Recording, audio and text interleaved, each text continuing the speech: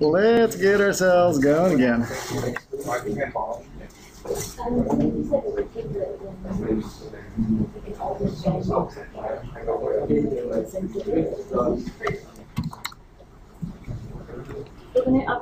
is, like, when I save it, if you save it in a different version, save it.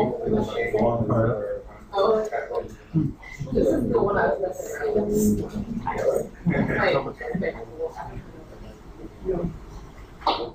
I think I get myself started again. Okay, let's pull ourselves together.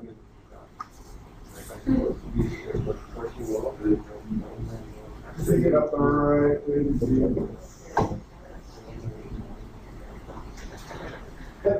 We're going to go ahead and let's get ourselves started, and we'll talk about really a number of different things that will help you get ready to complete the assignment. Because it's really, you really have most of what you need in terms of the modeling side. I'll show you a few more kind of modeling tricks in there. But really what we want to start thinking about is this is how we take all this model and create things that actually look like floor plan views, elevation views, and get them on sheets that you can share with people. We're still doing it in kind of a very conventional way of passing things around.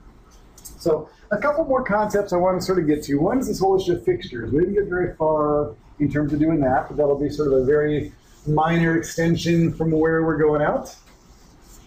What else are we going to talk about? We're going to talk about just sort of transferring project standards. Let me talk to you about that a little bit too, because that'll actually help us with this notion of if you started with something that is not within your template, if you want to sort of start copying things in, how you actually kind of copy things between templates and make things happen that way. Because I know as we got started, people have all kind of started from different points. Some people started with a template that passed out as a starting point. Some people started out with a generic template as a starting point. But really, anything that's in any of the templates, we can copy back and forth between each other. And really, ultimately, you're going to learn to sort of build your own master template that you're going to keep on using. One question that came up relative to templates, actually right before lunch with the other group, was this notion of units within the templates and how you want to work with that. Because each of the different templates has a notion of really what the units are that you should be creating and working with. And if you start with the imperial templates, they're all set up to be imperial units. If they start with the metric templates, they start out with their metric units. We have both versions of the templates available on that thumb drive, so you can have the imperial and the metric there. Really, what you're going to do in terms of thinking about how you want to set it up on your own machine is do something like this. You kind of just open up the options. I'm going to show you where this is. We'll say that we want to go through and say options. Oh, within here, there's this whole notion of file locations. And within here is this whole notion of really what is the path to find the templates. And you'll see I'm going to find them in the English I, the imperial templates. If I wanted to instead shift that over and get the metric units, I can go ahead and browse and do those.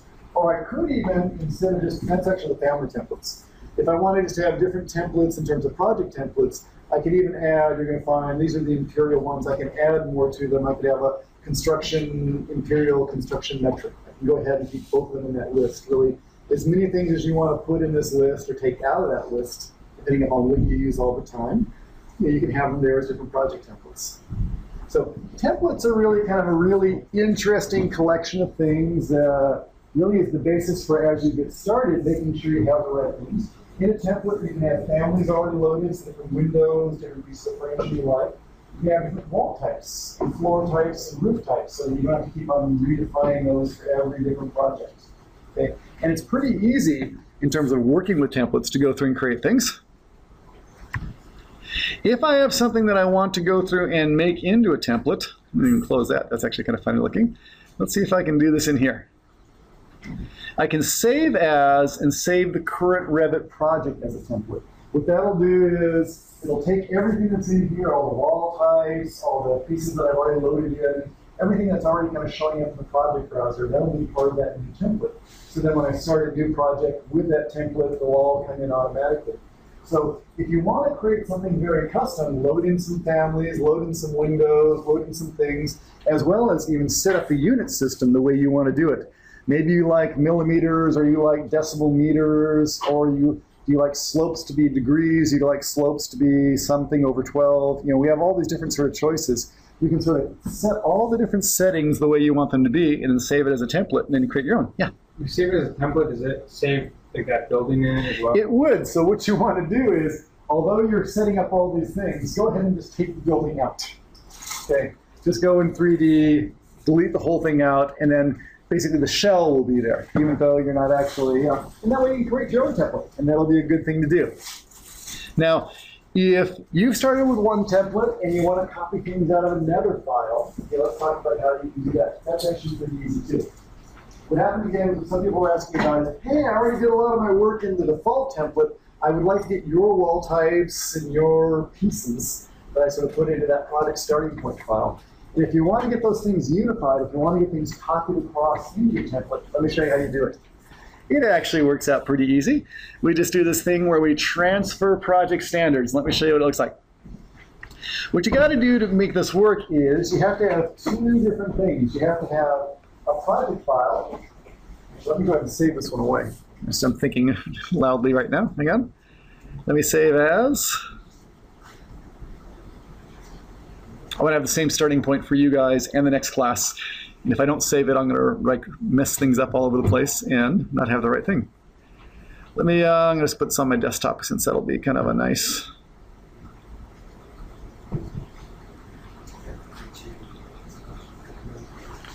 Come on. It's working. It's working hard. It's working too hard. Okay. Let's say this is session for start.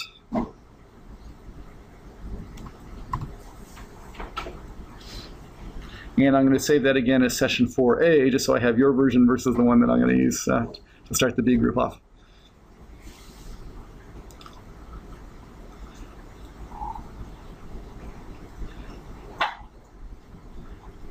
How can you find the recorded classes?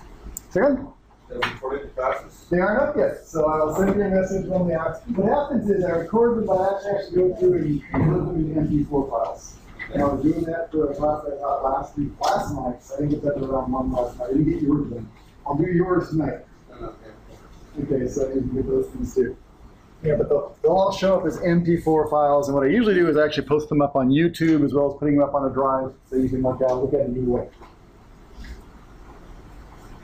Okay, let me save this as the other version just for us to work with and kind of talk about this templates issue so you can now understand how to work within templates. Here's save as, project, session 4A. Let's go ahead and take a look at that starting point file for just a second. I was out there hunting around on the L drive just before lunch, and when I went out there and went to the BIM bootcamp, I noticed that out there in the assignments, okay, the project file's there. Let me just explain what's out there so you sort of know what you're looking at there. It's a bunch of stuff out there. Okay. Here's some of the things that are out there that you need to know about. One is, here's the starting point file. That's kind of okay. The problem with the starting point file, the way it is defined right now, is actually someone actually has their project in the middle of the starting point file, so they opened it off the file server and saved it right back to the file server. Okay, which, you know, we'll fix that up in just a second here. You know, if they're working on it last night, I can see in terms of timing. In general, you want to say, you know, what I should do is actually lock them so they can't be saved back over, you know, kind of write protected. But we'll go ahead and fix this. We'll do a save as out of this thing and kind of get it fixed up in terms of what needs to be here. Okay. The other thing you need to know about are all of these little files kind of hanging around over here. These files are actually backup files. So what it is, you always want to go to the one that just has the cleanest name, not the .000 whatever. You are so tempted and inclined to go to that next one, the .002 or the .00. That sounds like it's going to be so much better because it sounds newer. But actually, it sort of works the other way. It's really, you know, this is the newest one. These ones that are kind of hanging around out here, what happens if you can sort of see the pattern? That's the 01, that's the 02. Like, basically, successive generations just kind of keep on getting numbered with more and more .000s after them, so you can back up to an earlier version. A good thing to have, because if anything really gets messed up and you completely lose the file, you can go back up to that. But general, if you open one of the backup files, it really is a Revit project file, just save as to kind of clean up its name and give yourself some sense that it's a new one, as opposed to, this is a backup of a backup. So this means that someone opened that one and then start creating backups from that one. Okay. Won't worry about that. Let's go ahead and even in here, I'm going to just knock those out because we don't need to keep them. In fact, even if I go looking around, I'll probably figure out I can just use one of those and use it as a starting point file again. Let's get rid of that. But let's show you how you actually start to work with that starting point template. Looks like that's actually sort of open. Someone probably has it open right now. No worries. Okay. What I've done is over in Revit, I have actually multiple files open here. I have this file that I was working on with the last group, and I also have another file. If I sort of switch around windows, you can sort of see I have not only my session 4A, I also have this starting point file. Here's the starting point file. This was the starting point file that is out there on the C drive right now. Here's what's going on, full of someone's building. I think that was me. No worries. We are going to, for you, do a save as. Okay. This is me.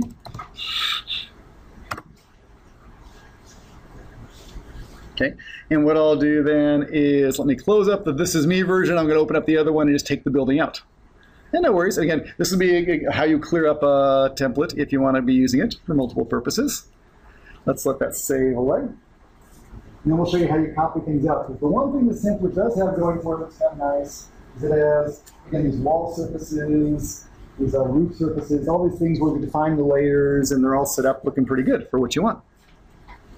So we will close that on up.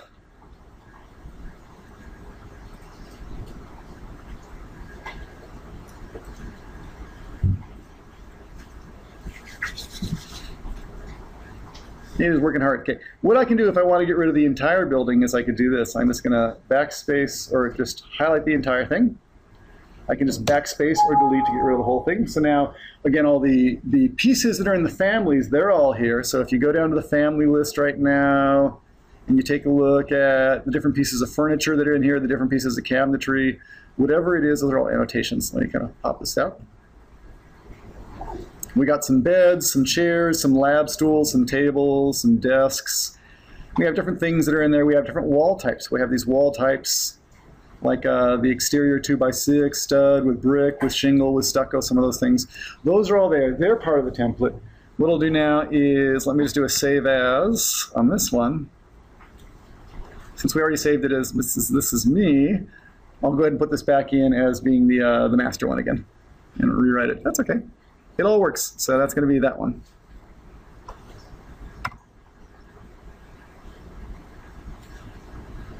Okay, it is going to be hanging around out there. Now, the question is, if you got a template and you have a file and you get the two things together, we need to copy them across. Here's what you got to do when this thing finishes saving.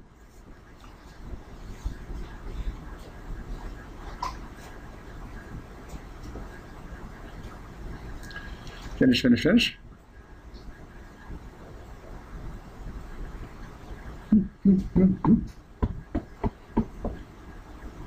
I don't know what it's doing. It's taking so long today.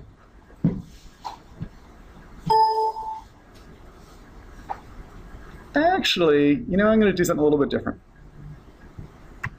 I was just thinking, this is in the 2013 version. What I should really do, so that old one's still around. Actually, it may already be out of the 2013. I'll give it a slightly different name.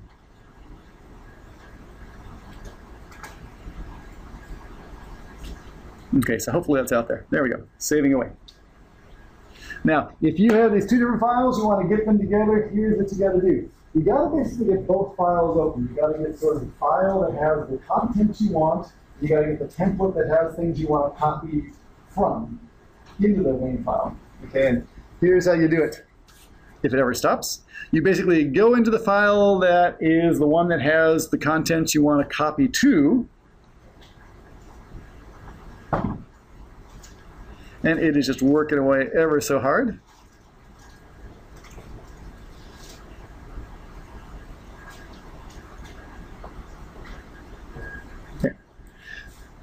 almost. Finish spinning.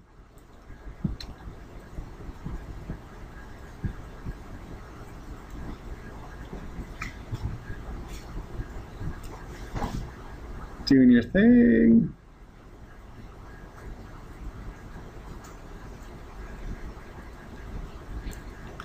You'll find out pretty quickly. The only thing worse than waiting on a computer is waiting on a computer when you're trying to do something for you guys and you've got 30 sets of eyeballs and looking at you, wondering, how come you're not moving? It's like the worst. Okay, finish up here.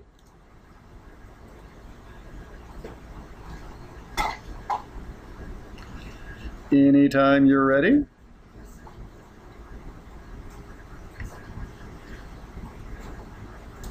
I don't know why it's not responding right now.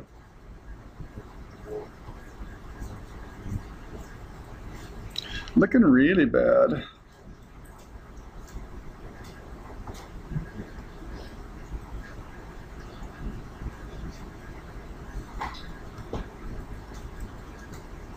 Something in there. The Finder's a little bit straight, or the Windows system's a little strange. It's like it's having trouble just accessing that whole, I think the network directory is kind of a little bit strange in terms of what's going on.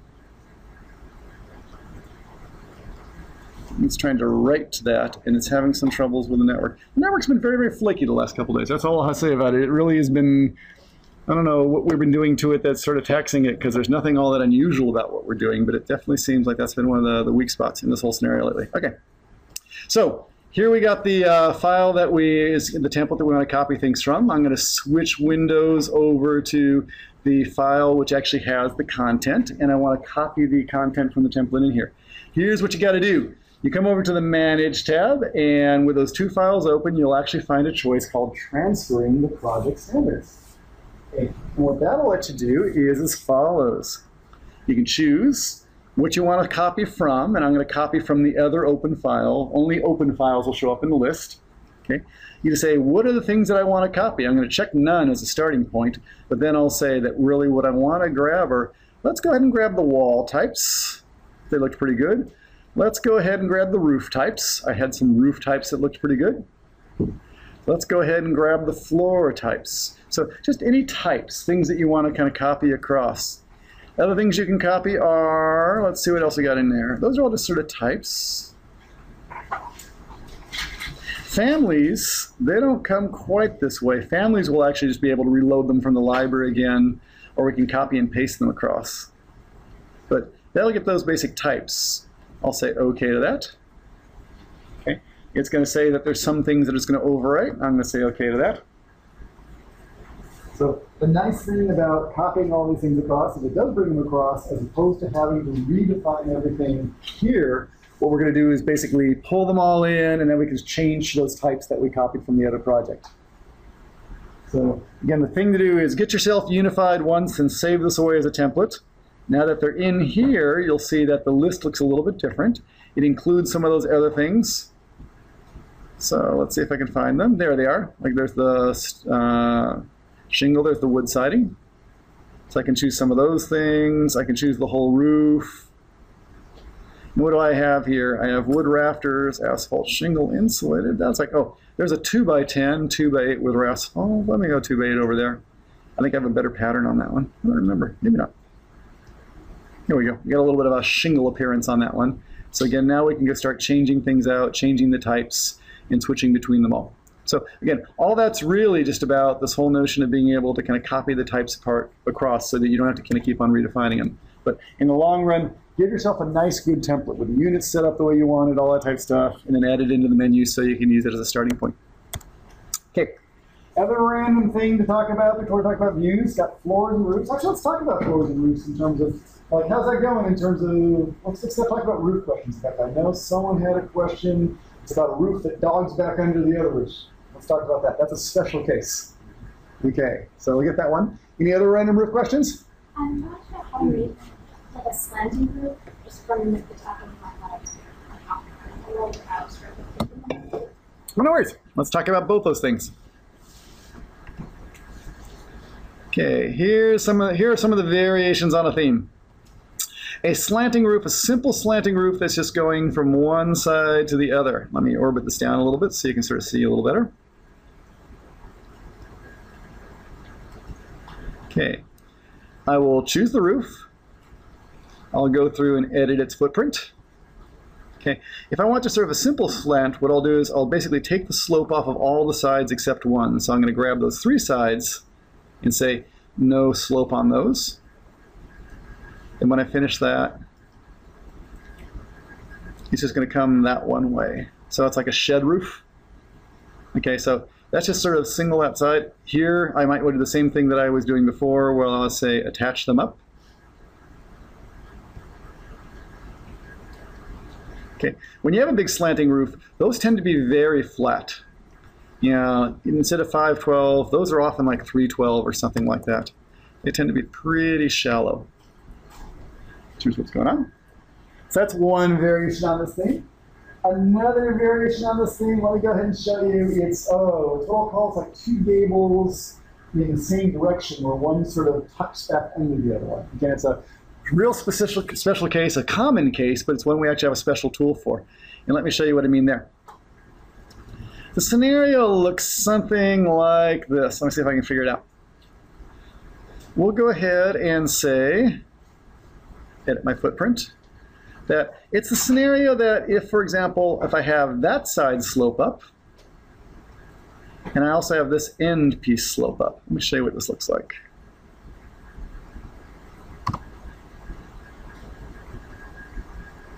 Okay, so what we got going on here, we have sort of 2 gables, but we actually have this little bit of, I'll call it like almost an interior gable. It's that little spot right in there. You say, uh-oh, what are we going to do about that thing?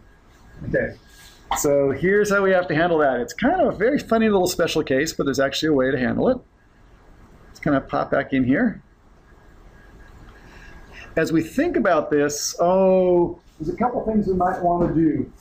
We can go ahead and, well, really what we have to have is do 2 things. We have to go through and have a wall that will complete the end over here. We actually need a little bit of a gable end wall to fill this gap in.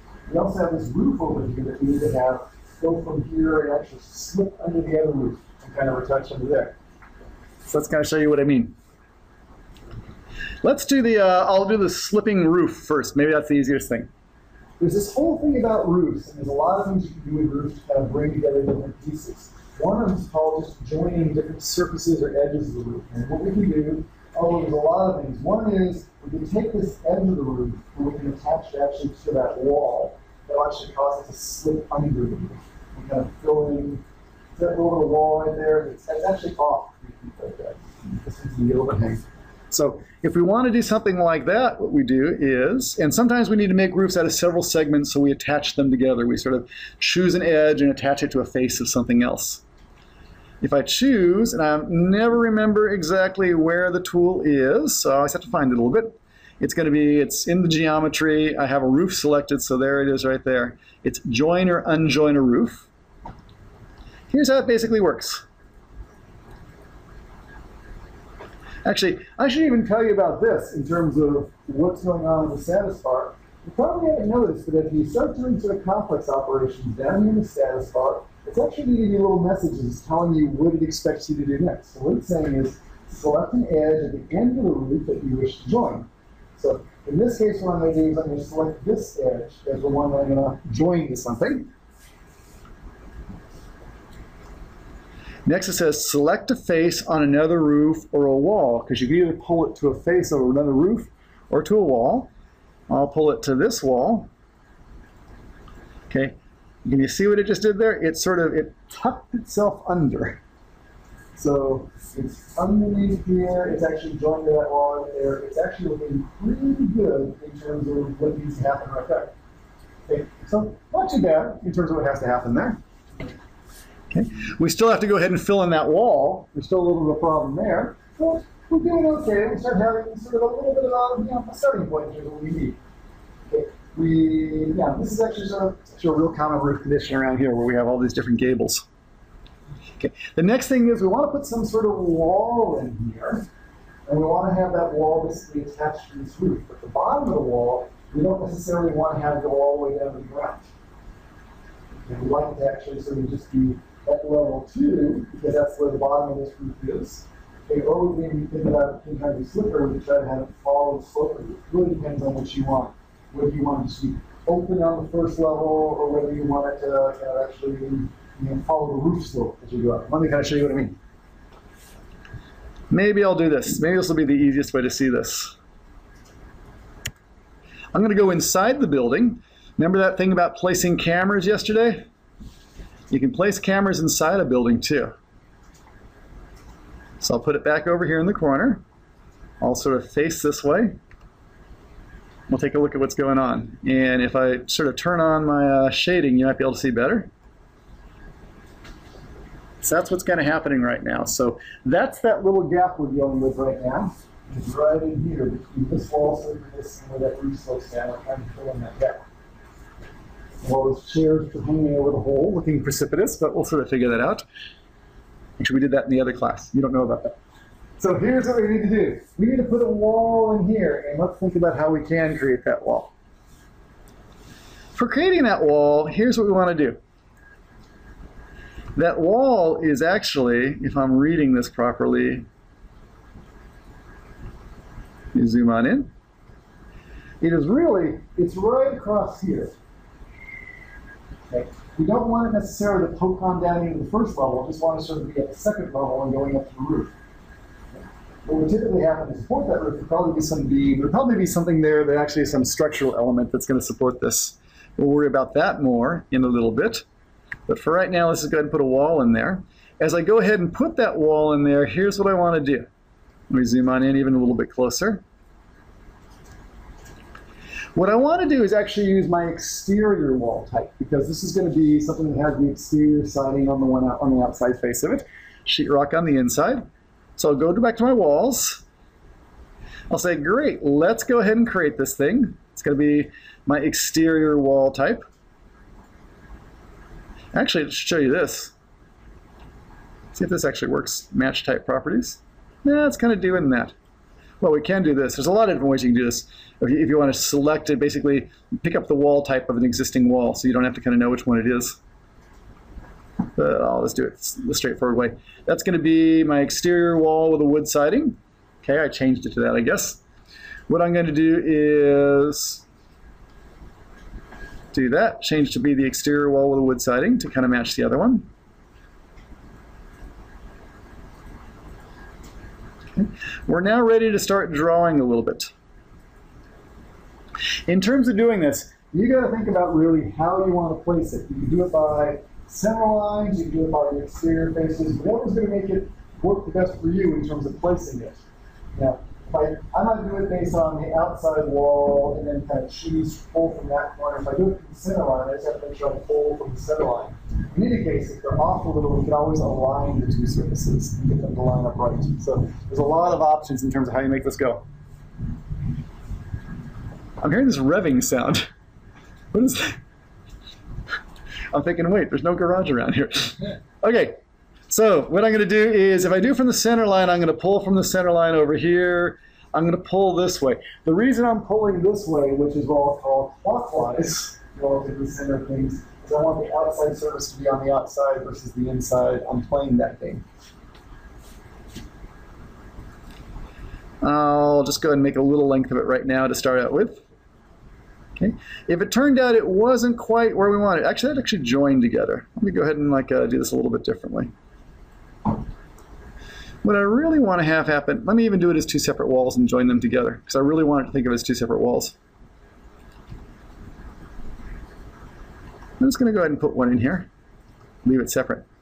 The deal about this wall versus that wall, this wall actually goes from level 1, goes all the way to the roof. This one I actually don't want to have go down to level 1. I actually want it to go down to level 2. Something like that. I want to leave a big old gap in it. So what I can do is choose that wall. I could have done this beforehand. I'll say, let's go from level 2, and I'll go all the way up to level 3. So it's going to be actually poking up right now. Okay. You can't see it right now because it's actually above our heads. Okay. I guess if I went to the ceiling plan, I could probably see it. Actually, maybe not even here because it's up so high in terms of what's going on. Let me go to level 2. Probably see it in there. There we are. We can see it on this level. Okay. And in terms of the alignment, this is one of those things where the align tool may be very, very helpful in terms of getting us to align. If I want to align, for example, either the center line or the face over there, the exterior face, whatever it is, go ahead and align them and lock them, because you do want those two walls to always stay kind of at the same place relative to each other. Okay, now that I have them here, and I've made it separate, I can pull that back and join it into this corner. Okay, the reason I did that in kind of a funny order is I want those to be two different walls so they could have two different base points, as opposed to when I extended it, it sort of messed up a little bit in terms of just joining it all as one wall, and now I can sort of pull that wall all the way across. And that's probably about as far as I need it to be. Well, let me pull it all the way across, and we'll talk about what to do with it in just a second here. Okay, let's go ahead and look at it on the outside of the world. On the outside of the world, it's looking something like this. Okay, we've been using attaching walls to attach walls to the bottom of roofs when we want to grow them up. If walls are extending out beyond the other side, we can also attach them to roofs and cut them off. It works both ways.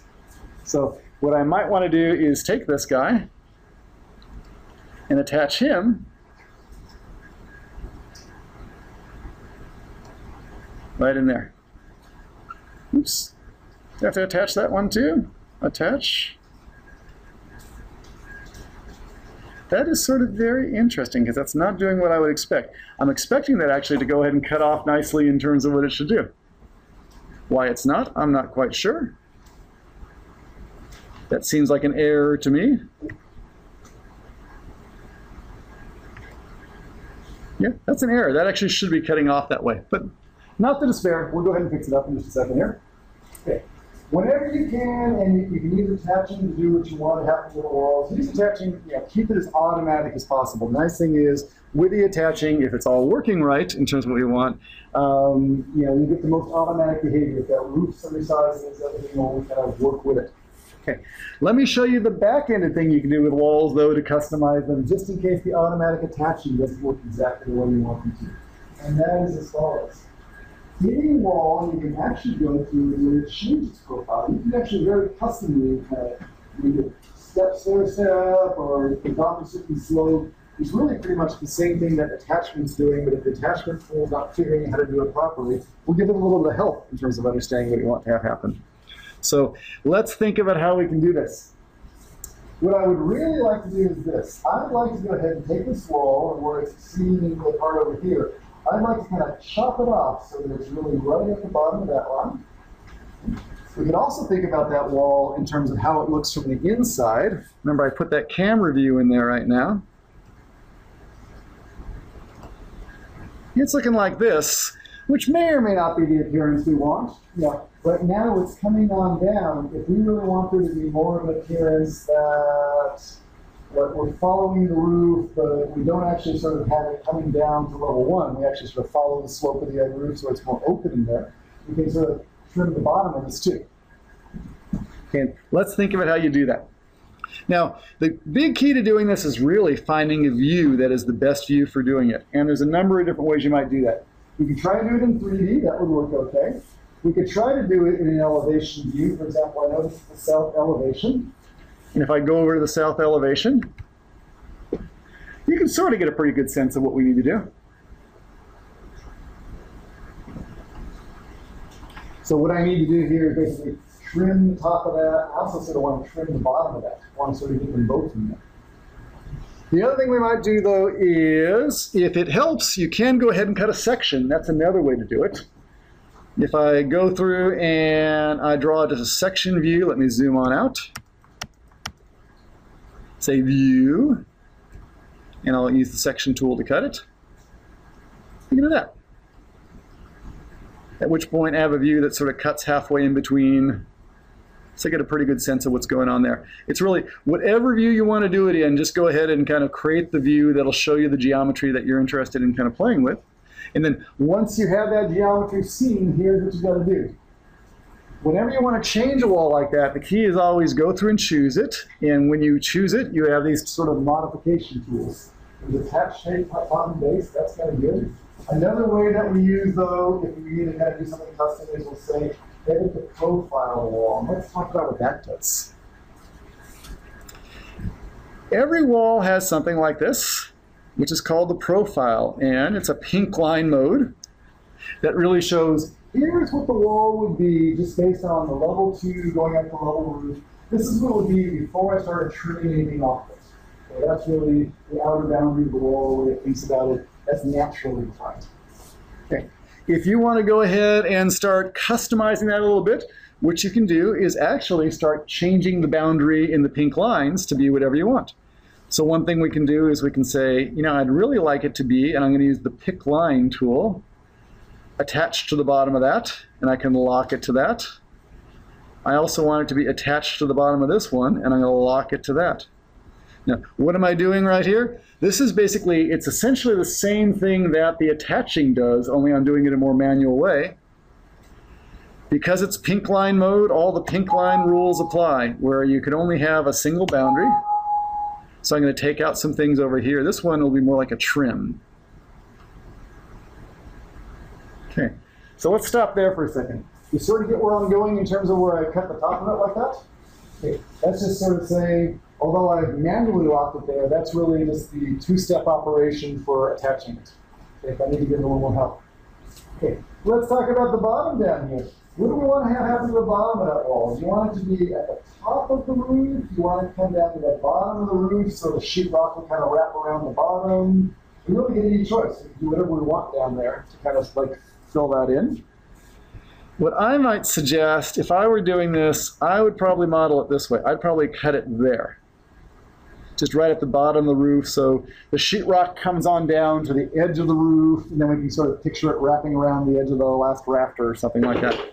Okay, and since this is pink line, oh, let's go ahead and as long as we're there, lock that in there.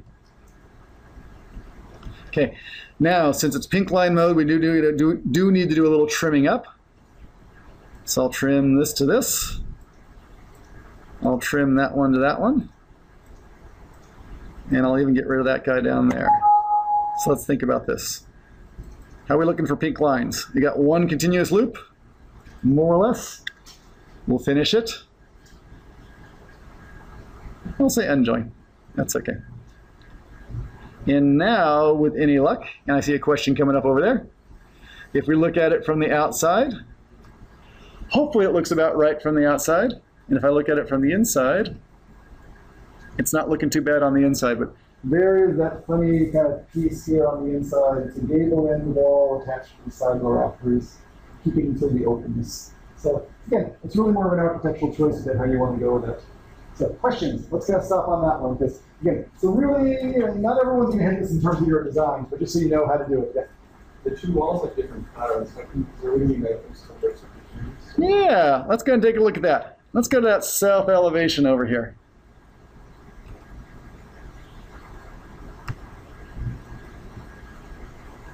Let's see if I can zoom on in there.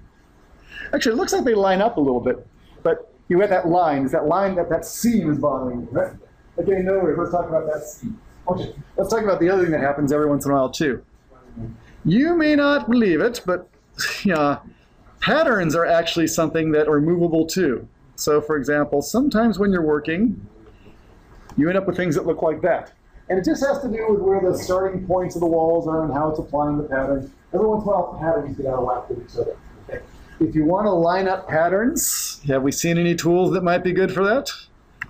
The align tool, which is so good for lining up everything else, is also good for lining up patterns. So you can align patterns and even lock them together. That way they'll always stay at the same level. Now, that annoying seam between the two different walls, because it thinks it's really two different walls, so there's not a great way to get rid of that, but let me tell you how you do it.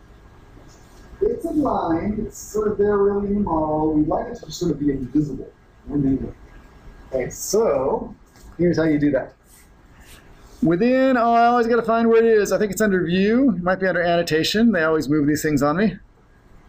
Thin lines. Not there. Let me try under annotations.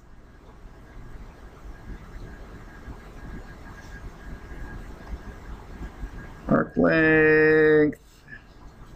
I basically have something where I can basically change the style of any line. And let me see if I can find it here. Now I'm going to go back to view. Filters, thin lines, view templates. This is one where they have changed the way it appears. And I got to find it in here. It's basically, oh, it's the line weight tool, and I'll find it yet. It's not there. I so much want that to be under viewing. But if it's not, I'm not going to worry about that. We'll go over here. Text, tagging, keynoting, color fill symbol. Again, that's not looking like it there either. Where'd that go to? I'm going to find it yet, but I just can't find it right now. Manage.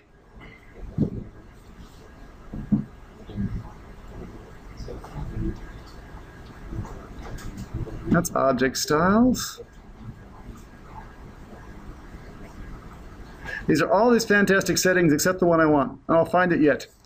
I'm going to find it like as soon as we go ahead and move on to something else. It's basically, there's a setting where we basically could choose any line and basically apply a custom line style to it. Okay, and really it's just an overwrite on it. And it's got to figure out where they moved it on me now. Unless, of course, well, let me try something else. They change things on me between versions. That's the line.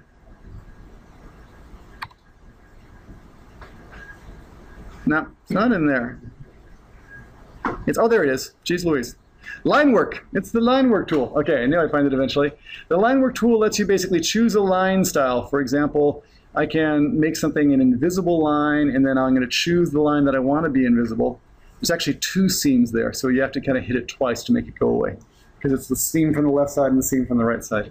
And that'll make it disappear. It only disappears in this view. I'll warn you about that, because it doesn't really disappear in the object. And you can sort of heal that up. In the scheme of things, that is such a fine point, and that little nit. In terms of what you're doing, like especially for this first assignment, if you got a little seam that's showing, do not sweat it. Do not spend your time kind of cleaning up all your seams and stuff like that, because yeah, that's one of those fine things that we may kind of get at the end of everything, but yeah, don't worry about like spending a lot of time doing that in terms of cleaning that up. Yeah. Anything about this with the roofs and the funny things there? Any more roof questions? No? Yes, there's always one more. What you got? I can't make my wall. It's two separate walls. The other wall. Huh? I like this one. Oh, what you need to Instead do of is, doing this, I want this one to do that. yeah, it's kind of an attachment thing in terms of what's going on. Is that you're sort of seeing the butt of it over there? Oh, this one. Yeah. It's somehow, is that attached to that? There's a little bit more of the wall hanging out. We can sort of spend some time looking at it. It's really, it comes down to just exactly how many inches. You got a funny joint right there. I'm going to try to go through. Other roofy things? Yes?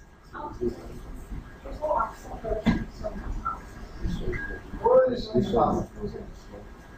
Well, check it out. Let's go and choose the properties of the roof. What we have is a roof that's floating above, and it's at level 2.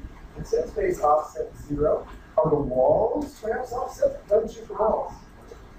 The walls have a top offset.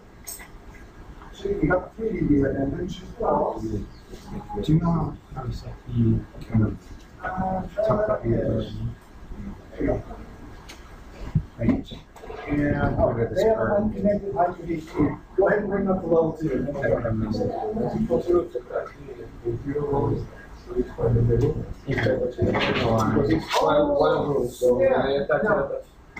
interior wall will attach to the bottom of it. Yeah, so if you want to have it do something different, as opposed to attaching, you just think of editing profile, or you can kind of. I tried going. Sure. What will happen, what happens is if you do the profile, then it will remove the attach. It will always be one or the other. And the profile will override the attach. And what's that's the line? The line that you would mind moving profile. They're both here. The bigger thing I would try to do is I would actually have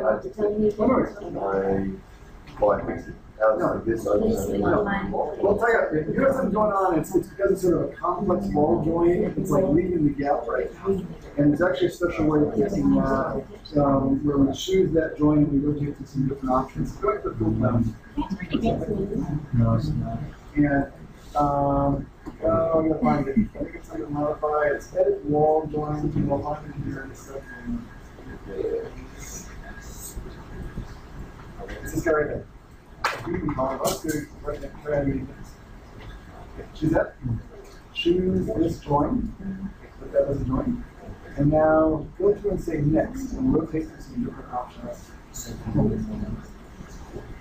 Okay. And what we'll do is we'll try and find the one. Okay, I think you got it right there. Yeah, you. Okay. No worries. Okay, let's go ahead and do a little bit of fixture work, and then we will go ahead and put these things on some sheets and be ready to complete. And here's what you got to do. Okay, fixtures.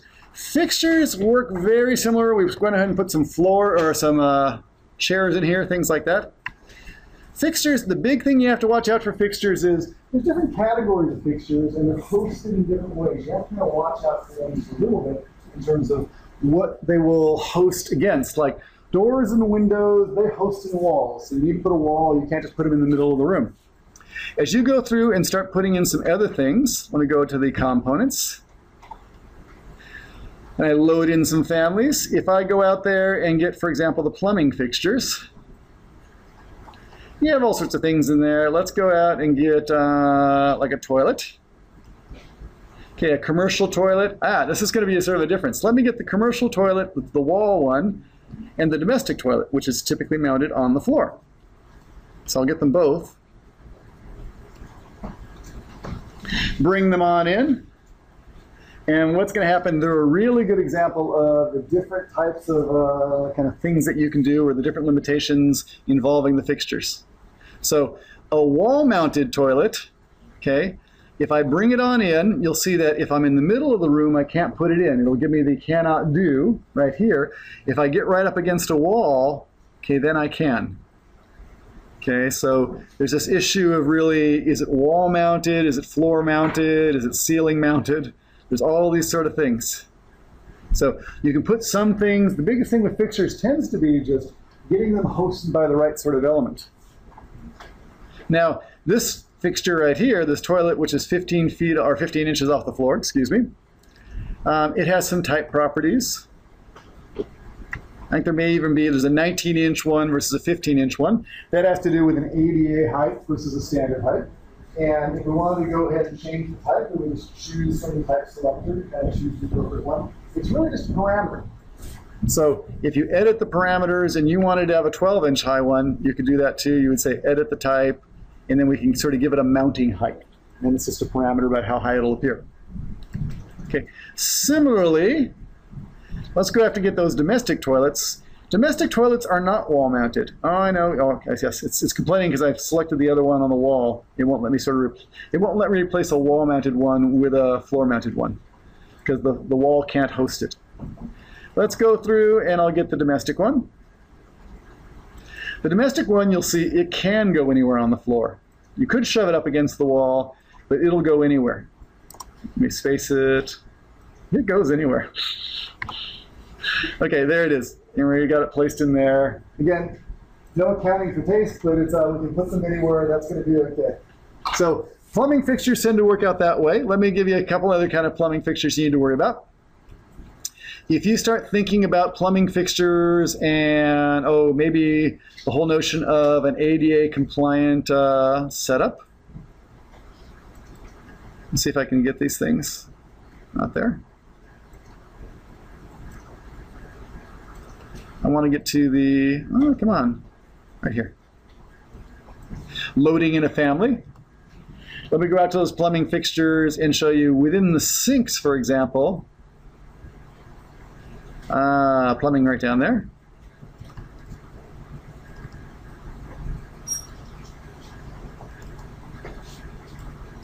You'll find that there are some, okay, which are mounted more on a countertop. Okay, like a vanity sink, a mop sink, something like that. Let me see if I can find, oh, a wall-mounted one. I think we even in the template project give you one there. It's really, it's called like a lavatory or something like that. And I got to sort of find where it's hiding in this new structure. Because it really is. It's been MEP rather than architecture. Say again? I think it's an MEP. Oh, it's down there. And under fixtures here. Yeah. Yeah, there's some lavatories there. Fantastic. And there's a nice wall-mounted one. Thank you very much. Okay, so if I bring that on in, that's going to be one that, again, it sort of wants to hug up against the wall. Actually, it even does something a little bit strange, but that's okay. We'll talk about that. The nice thing about the ones that are in the MEP system, they actually sort of have the notion of different connection points for the hot water, cold water, the drainage system. We're going to learn to use those when it actually comes time to actually do the MEP piping. Okay. So we can put some of those in. In terms of cabinetry and stuff like that, let's warn you about that. Cabinetry is actually one of the harder ones. So really, for your lab bench, go ahead and live with that. If you want to have a very simple lab bench, that's okay. You know, this is not your dream kitchen. Just go ahead and kind of keep it really simple. You can sort of use whatever is already in the project or load in some more. Let me show you where they are. I'll say architecture again, load in some components. All the things that look like cabinetry live in a category called casework. And there's base cabinets, there's tall cabinets. I'm going to go for some base cabinets. And I'll go for some 4-drawer base cabinets. Bring them on in. Let's take a look at, there's like an 18-inch 4-drawer base. What else do I got in here? A 21, a 24-inch 4-drawer base. Let me put it in a 21-inch base. Okay.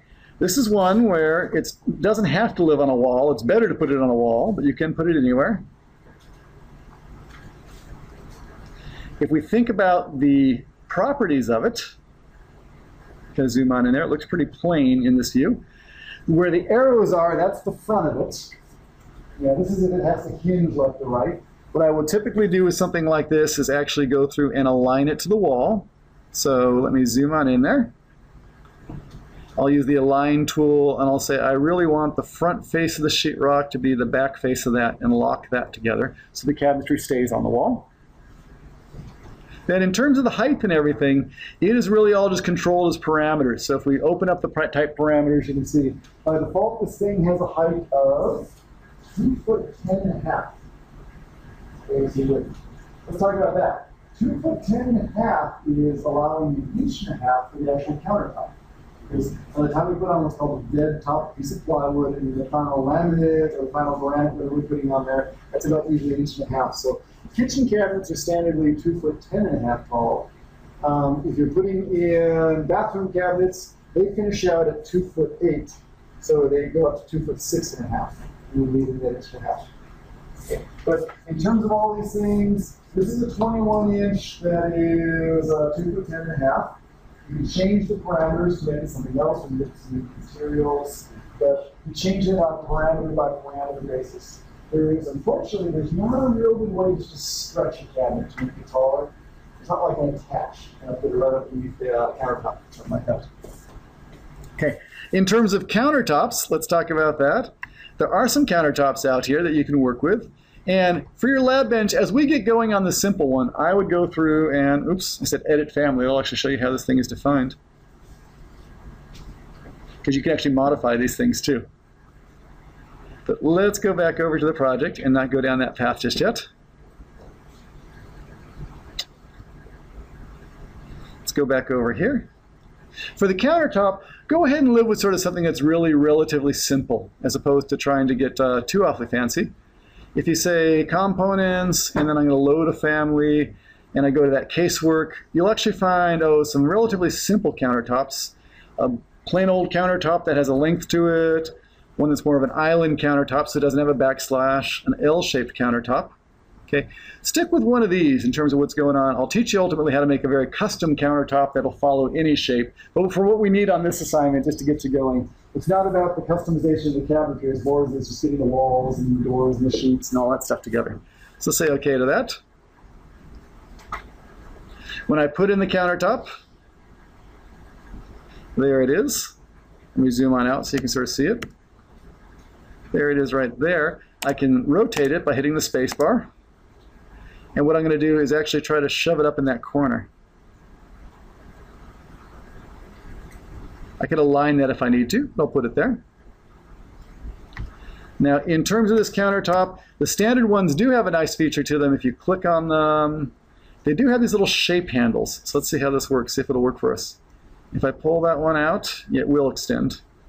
If I push that one back, it'll sort of push back a little bit. So within some constraints, it's kind of resizable and pushing and pullable and stuff like that. But don't worry, what will happen is we're going to learn how to do completely custom ones where we do it as a series of extrusions and we actually make a very custom shape and figure out exactly what the C4 is. For now, for what you're doing, don't worry about that. Okay, let's put that in there. Let's see how we're looking. We'll go back over here to level 1. We'll put a camera in going the other direction. Don't be afraid to put cameras in. Cameras are cheap.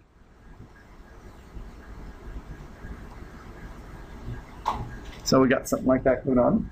That's looking almost right. Okay, but keep it simple in terms of what's going on there. Okay, any sort of random questions about fixtures? Because really for fixtures, the big thing you want to do with fixtures more than anything relative to design is just go ahead and put enough in there to kind of suggest a sense of scale. So some desks and some chairs just really give you a sense of really a good walking room, can people navigate around. It's really, it's not like you're furnishing the place. It's really just you're sort of giving us a sense of scale. Yeah. This one, it could be either way. Like we could put brackets under it and make it a wall-mounted one. This one I think is designed to put a bunch of cabinets underneath the wall. We can add those in. It won't make you do that. Yeah, but we should add those in there for the reality check. Okay. Any other random questions about that? I can't align the cabinet and wall. Say again, you can't align them? No, it's aligned to Oh, so what happens is when you are using the align tool, let's talk about this. Let's say, for example, you wanted to align things. I'm zooming in. I'm trying to zoom in. I'm going to move that countertop out a little bit right now. Okay, when you're aligning, watch out for this, because this is one of the variations on aligning you have to watch out for. When you use the align tool, and again, I'll sort of, I just want to modify and choose that. I'll say align, and I hover over that wall. The wall actually gives you several different choices. By default, you might just see the wall suggesting it's the center line of the wall. It's one of the references on that wall. If I tab, it'll rotate to another potential reference point. You might have to tab a few times to really figure out which surface it is that you want to get to. So tabbing in Revit's language is just circulating between or cycling between the different options. So you can choose the one that's most appropriate to you. Okay, now I'll get you that one. Okay, where you want to finish with this, let me go ahead and talk to you a little bit about views and what you want to do with these things. There's two big things we need to think about relative to views. And one is we need to get views on sheets. Okay, that's pretty good in terms of what we need to have happen. And as we put views on sheets, the hard part isn't sort of the views themselves. They drag on the sheets very nicely and very easily. It's really just making sure we have the cropping and the overall sizing on the sheets so we get them all laid out very nicely. So let's kind of talk about how that works. You have a question?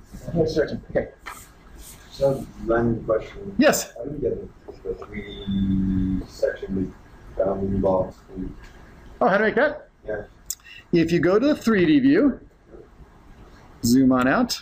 Okay, section box is actually one of the properties. It's over here. So if you turn on that,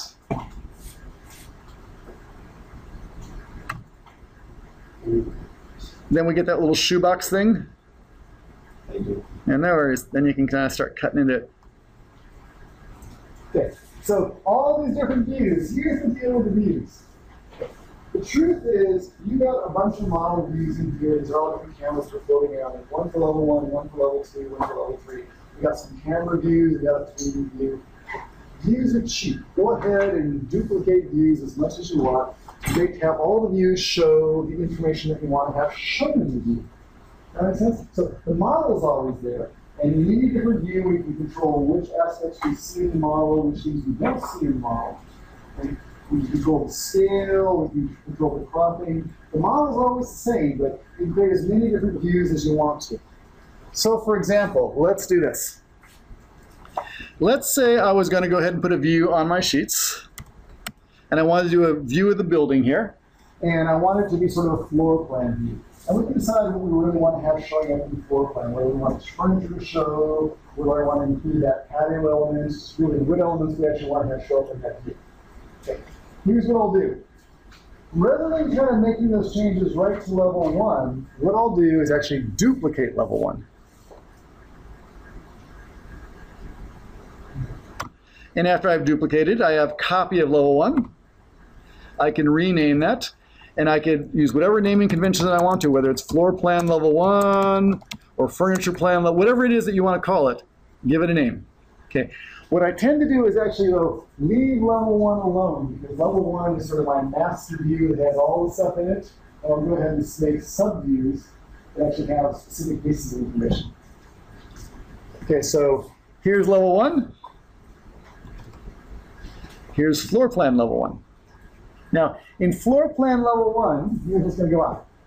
If I drag this whole thing out to a sheet, what will happen is everything, every last piece of it will be included. If I want to crop that down a little bit, so I'm only looking at a piece of it, so what I'm going to do is actually use 2 different tools down here. One says, do some cropping, the other is show the crop region. And I always kind of turn them both on. I'll say, let's go ahead and crop it, and let's show the crop region, both of them. What you'll see is a big old box appears around the whole thing. And what is this box? It's not actually going to change the model. It just changes what's visible in the view. I can then pull on in and only highlight the parts that I want to see. Okay, so cropping is important because you got to go ahead and ultimately get these things to fit on a sheet. You can decide really whether you want to be doing things at quarter scale or 8 scale. Okay. Either one, it's easy to switch between them. If I want that to be a quarter scale drawing, I'll just change it to quarter scale. Okay, but somehow between the scale and the cropping, there's just something that's actually going to fit on a sheet. Okay, so those 2 things work together. So scale, and then turn on the cropping, and whether or not you want to see the crop region. And don't worry about that big box around it. That's not going to print out. You won't see that. That's just going to go ahead, and it's really just there as a guideline for you. So again, cropping is down here. You could hide or show the crop region, but you can also either crop or not crop. And in general, I like to crop things and kind of really control what it is I see in every individual view. But I'll do that on this floor plan view, not on the level 1. So I kind of keep those 2 things a little bit separate.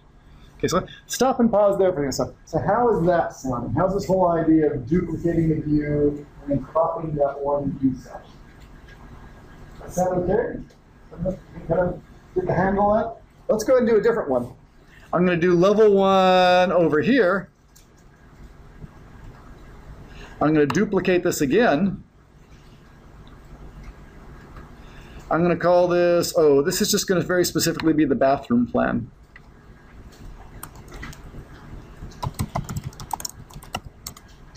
Okay, and for this, I'm again going to crop it, show it.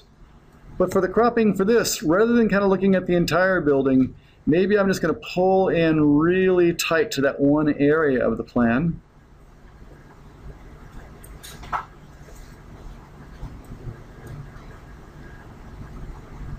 And maybe as opposed to 8th scale, I'll blow that up to half scale or something like that.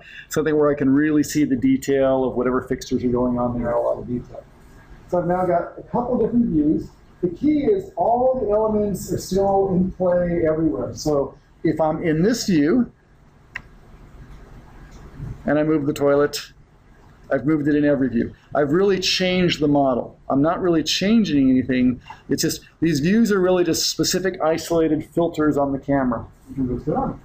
And the idea is you want to go ahead and create different views that focus in on things that you want to show. So as you think about a series of plans for a building like this, you want to have a floor plan, you typically have like a roof plan or a site plan that's showing the overall shape. Typically, we also have the elevations, the different elevations showing the windows on the side of the building. And you can decide whether you want to include a section or not. It's just kind of an issue of whether there's some interesting vertical relationship you want to show. But the same sort of principle is going to work. For example, I'm going to switch over to south. See what's going on here. Here's my south. Okay, if I plotted the entire south everything, including all these excess boundaries, will show up. So what I'll typically do is I'll crop that. I'll say, let's crop that. And then I'll start pulling in the handles so that I can really focus in on the part I want.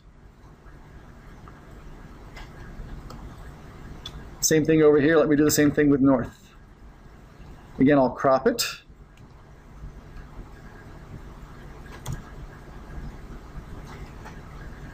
And I'll pop that in. I could have duplicated these too. Either way, bring that on in.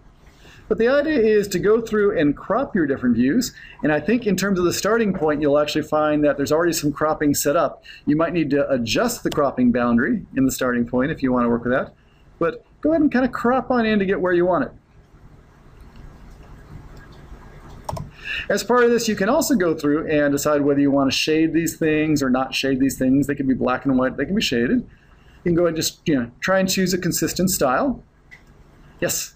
I noticed that the levels are following the boundary box. Yes. What'll happen is, as you go ahead and crop it in, we'll try to go ahead and pull them in so the level titles are always hanging. That's my next question. Is that? Yeah, it's just not moving at all. It's not moving at all? Okay, we got to look at that in terms of what's going on. We'll start trying to debug that individually. In general, they try to do that. We can sort of figure out why that is. Yes? Is there a way to hide them? Yes, let's talk about that. Okay, anything that you don't want to see the views hideable, this is going to appeal back to the notion of layers. If you like the notion of layers and things like that. Everything that we've been doing so far exists in, you can think of it as a layer. In Revit, they call it a category. Okay? And you can control what's visible and what isn't visible based on categories. And here's how that works, because this is actually very, very useful for all the different views. What you're going to do is, under the View tab, there's something called Visibility Graphics. I always go VG, but it's Visibility Graphics. This is your best friend in terms of actually going through and customizing what shows and views. Because you can determine what different model things show up. You can also determine what kind of annotations show up. So for models, well, I'll leave that alone for right now. If you just, for example, wanted to turn off the levels are a type of annotation. So in this view, I could turn off levels. Okay, they're going to disappear. So I could do the same thing over here. Let me zoom that in. I could say Visibility Graphics. I'll turn off the levels and make them all go away.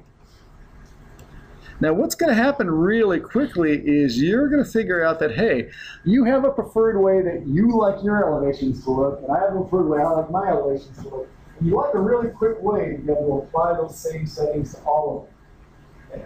So that is actually something called a view template. And what we want to do is, if, for example, you've set up one of the elevations and this is really the bee's knees, this is exactly what you want it to be and you want it to apply everywhere, we could go ahead and say, let's create a view template from the current view. This is going to be, Glenn's exterior elevations. Okay, we can choose what aspects of it we want to gather. If we want to capture everything about that or just specific aspects of it, we can say OK to that. And once we have that stored away, I can now just grab all those different guys and I can say apply a view template. Okay, and that's the quickie way to basically apply. They're all going to be shaded. The level's going to be hidden in all of them. It's like, so view templates, visibility graphics, popping the settings across. Now, visibility graphics is a really cool thing relative to the whole notion of, for example, let's take a look at that bathroom plan, for example. In the bathroom plan, there are really some things I care about more than others in the bathroom plan that I really want to draw your attention to. So let's think of what we could do. For example, in that bathroom plan, I may not really care about seeing the floor surface relative to plumbing, the fixtures, and things like that. So for that floor surface, I can go through and either hide the entire floor, so I'm not looking at that.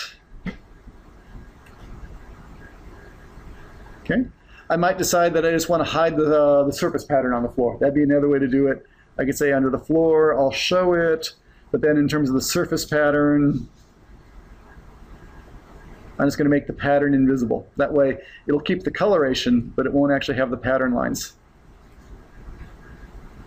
Now, sometimes you can use that to hide things you don't want to see. Other times you use it to emphasize things you do want to see. So for example, in my plans, what I tend to do is, if I'm on the plumbing plan and I really want you to pay attention to the plumbing fixtures, I'll go ahead and give them a special color and even a special line weight. I'll really beef them up. So you cannot miss them if you try. Actually, that's not looking very, cannot miss it yet. Let's see what's going on. It's because I'm still in thin line mode. There it is. So really emphasizing what it is I want to draw your attention to. So think about all your different plans, what it is you're trying to convey in that plan, and what you want to hide so you're not confusing people, and what you want to emphasize so people really catch attention to. Okay, same thing here on this floor plan. I got the floor plan. You know, if I was giving this to a builder to build the walls, I probably wouldn't want to show all the desks. If I was going to go through and show it to a client to give them an idea of what my design is, I probably do want to show the desks. So again, we can do things like, okay, I will duplicate this. I can even duplicate the existing one. I'll duplicate that.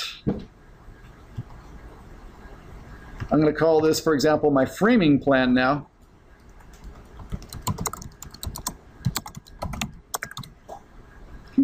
And then relative to our framing plan, oh, for this view, how about if I visibility graphics, and in this one, let me go ahead and turn off the furniture so I don't care about that.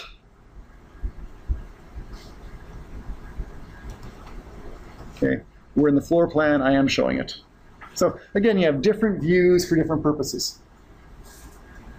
Once you go through and you create all these different views, here's what you want to do. You want to go ahead and grab them, and you want to actually put them on sheets. Sheets are just a way of organizing them and kind of relaying all the information together. And I think in the template, there actually is some sheets set up for you. Let me kind of see if I can find it over there. I think there are. Just learn how to speak proper grammar. Okay, where is it? Over here?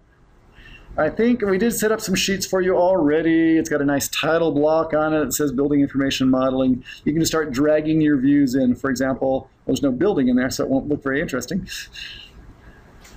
Let me go ahead and I'll go back over to the other one.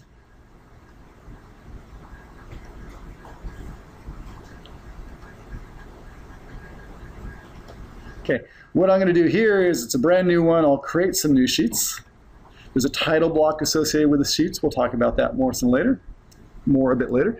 In this sheet, what we got to do is basically just drag our views into the sheet.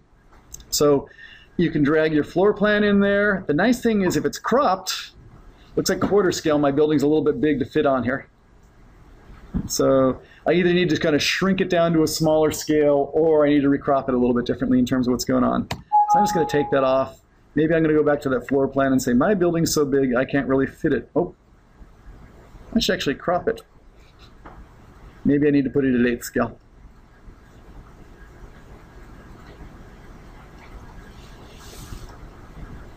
Put the floor plan on here. Okay. I can go ahead and put the bathroom plan on here. Whatever it is I want to put on here. These are two different scales. Notice because they're two different scales, they don't align to each other. They don't do that very much. Let me show you on the elevations, though, how you can align them. I'll say, hey, let's create another sheet. It's going to be for my elevations. For the elevations, what I'm going to do is, I'll start pulling out these elevation views. Now, the nice thing about the elevation views is, okay, here they are. They're kind of hanging around.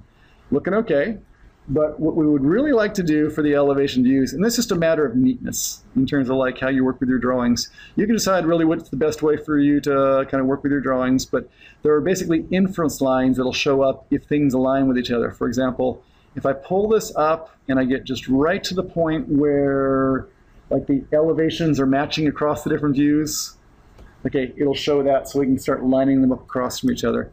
And do you need to do that? Not strictly. Yeah, Is it sort of nice in terms of helping explain to people how things are lining up and how the building actually works? Yeah. It's one of those little fit and finish things that, in the end, it's nice to have things all neatly laid out and just not scattered across the sheets. Okay, just kind of really make it as easy as possible. So even as you think about your sheets, what I was sort of suggesting relative to your sheets is, if we go back over to that starting point file, I would probably have one sheet that really focuses on the floor plan itself. I have two different sheets set up for elevations right now, but you could probably get them all on one sheet if you try. It just kind of depends on what scale you plot them at. Okay. As you're doing this, let's warn you about this. Your building actually is pretty small, so there's going to be this tendency when you see your floor plan, you put it on the sheet, and it's only taking up this much space. To say, oh, gee, that's awfully tiny. I should make it bigger because I want a poster that's going to look good on the wall. The truth is, don't do that. Okay. Really, the standard of practice is really more for residential things, so things at a small scale, we tend to plot them at quarter scale. For things at a big institutional scale, like the Y2E2 building, we'll tend to do them either 8th scale or 16th scale, something like that, just depending on how big the building is and we get it on the sheets. But the truth is, no one uses 3/8 scale. Half scale tends to be something for a kitchen or a bathroom where you really want to show a very fine detail, kind of arrangement of cabinetry, that's good stuff there. But don't think, your job isn't to fill the poster-sized sheet with like a poster's worth of image. It's really just going to lay it all out. So if you want to put the floor plan and put the site plan and then put some information below it, super. Don't worry if there's excess space because as the project progresses, you'll have more and more information to it. You'll fill up all that space eventually. You know, white space on this is actually cheap. Don't worry, you're not going to actually be printing it out. But yeah, more so than worrying about filling up the sheets, think about how you're laying out the information. So if someone's looking at the floor plan, you know, what information should they also see that's going to help them understand the project? Okay, just, it's all about just conveying information as best you can. Okay, so we are not going to get a chance to today talk about putting text notes and dimensions. We're talking about some of that stuff on there. But I think that really, if between now and tomorrow, you can come on in with really something where you have your basic building, it has a roof, floor, it's looking pretty good in terms of all that tech stuff. And you at least have the views kind of cropped and laid out on the sheets with the idea that we will then want to start adding the dimensions and the text notes to it. That'd be a pretty good place to start tomorrow. Does that make sense? Okay. If you want to start adding dimensions and stuff like that, super. Keep on going with all that kind of stuff. But go ahead and get your basic views in here. Think about all the different views you want to convey your drawing or your design. And then even in terms of this, allow that. Let's come back over here. Let's go to your sheets. In the same sense, any of these 3D views can go on the sheets too. These are all sort of fair game, whatever it is you want to go ahead and put on the sheets. Okay, but think about, what's going to be the most compelling way to explain and really informative way to explain your design. Because somehow the beauty of your design, which is locked up here, you have to convey to the rest of us. Okay, and then tomorrow when we get going, we'll show you how to add the text annotations and dimensions, and also how we're actually going to plot this out into a file format called DWF, which then gives us a way to electronically exchange with each other. Okay, sort of makes sense? You got a plan for what you need to get done between now and tomorrow? More or less? Okay, there'll be lots of little modeling questions that come up, but again, don't belabor it. No one should be staying up late into the night worrying about the fact that your cabinet doesn't quite line up an inch with the other cabinet, or you can't. You're not really modeling at that level of detail. This is really, you're making your kind of big first project proposal. You're trying to make sure you just get the 500 square feet and the appropriate layout and stuff like that. Live with it at that level. You don't need to decorate the space. You're kind of like, just getting your big design idea across. We'll get into more details as we keep on going.